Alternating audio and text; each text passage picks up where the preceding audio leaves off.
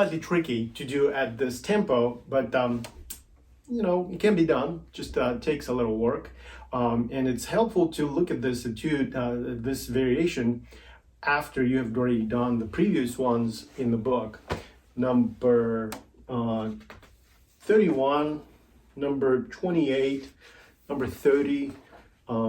There's a few that are actually really helpful with flying staccato bowing. Number 24.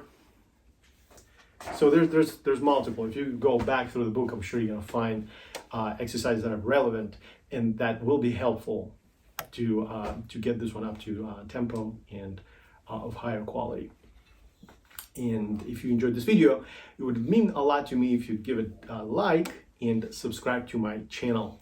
Also, I invite you to visit my website where you can find more information about me and the lessons I teach online. Thank you for watching.